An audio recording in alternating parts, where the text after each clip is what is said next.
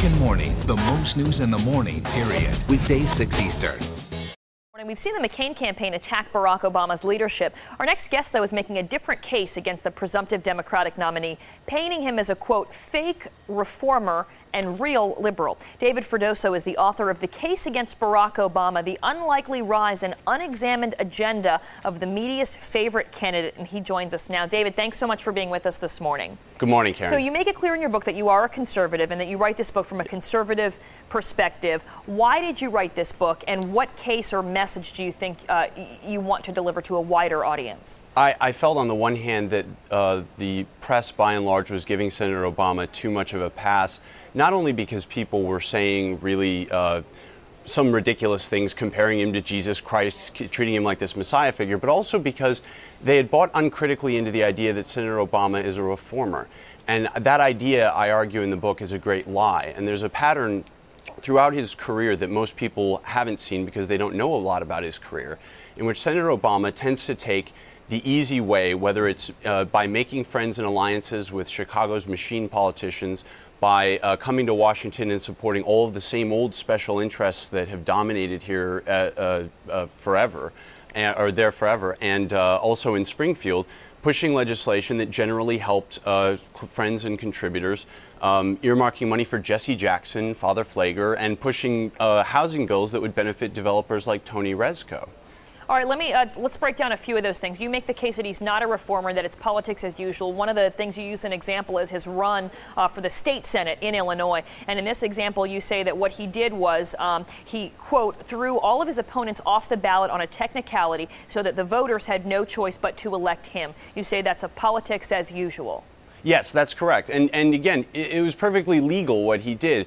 But what's funny is that he had just spent a year or an entire summer registering thousands and thousands and thousands of voters. And if you read The Audacity of Hope, his second book, you see that he talks about that election as if he had gone around Chicago's South Side telling people, be less cynical about politics, and then they liked his speech and elected him. In fact, what happened was, as I discussed in the case against Barack Obama, he sat there, not only did he challenge the incumbent and have her thrown off the ballot, he actually took the time to challenge the thousands of signatures to get two other people thrown off the ballot. One of them was just this hopeless perennial candidate who ran all the time and never won. Yeah, but the interesting thing is that these were the people that didn't also meet their legal requirements, right? So how can it be Barack Obama's fault that they didn't pay enough attention and ended up really breaking some of the rules, and so their signatures got tossed? Well, it wasn't necessarily that they broke the rules, but the people who gathered signatures broke them. In some cases, you also had people who, a woman who was registered under her maiden name, but she signed her married name on the petition. You had a lot of cases where people printed their names instead of signing them. On the other hand, look, petition challenges are something that's common in politics. It's just that someone who claims to stand for change and hope, for them to win their election by throwing everyone off the ballot and then basically mislead everyone about it in their own political autobiography, it's kind of an interesting fact. All right, I want to ask you about his controversial membership at Trinity United Church and his relationship with longtime relationship with his pastor, Reverend Wright. You criticize him for having those ties in the first place, but then you also criticize him for severing them. So how should he have handled that situation? Well, I wouldn't say that's exactly how I handle it. I think there's something commendable about the virtue of loyalty, and that Senator Obama, the fact that he made a political mistake here almost speaks well to his character, but it speaks very poorly of his judgment. The idea that he would spend 20 years bringing his children to this church every week, that he would choose this pastor, that he would actually choose this church and this pastor after going, as he writes in Dreams from My Father, and hearing a speech where Reverend Wright blamed white people for world hunger, it shows appalling judgment, really, and that after 20 years of being his friend and accepting all of the crazy things he said, what really severed their ties was the fact that Reverend Wright said something critical about his new politics, and that was what ended their 20-year relationship. So it wasn't the Reverend Wright being on YouTube and the political pressure? Oh, no. Well, what ended their relationship was when Reverend Wright went to the National Press Club and criticized him in an interview with the press. All right. Said that he was acting like a politician as usual. Very interesting. The author is David Freddoso, and the book is called The Case Against Barack Obama. Thanks for joining us to talk a little bit about it today. Thank you, Karen. And right now we also want to hear from an Obama supporter and what he has to say in response to some of the things that David wrote about in his book. Jamal Simmons, communications advisor for the Democratic National Committee and a Barack Obama supporter, and he joins me from Washington. Jamal, good to hear from you today. Good morning, I know that Karen. the Barack Obama camp is not responding to every single book that comes out, but there are a few interesting things I would like to ask you about this. One of them is that notion that the first foray into the state Senate for him was as a result of challenging the petitions, the signatures, and getting all of his competition thrown off the ballot. Yeah, what it sounds to me like is you have a politician who is using the means at his disposal to try to win an election. Shocking.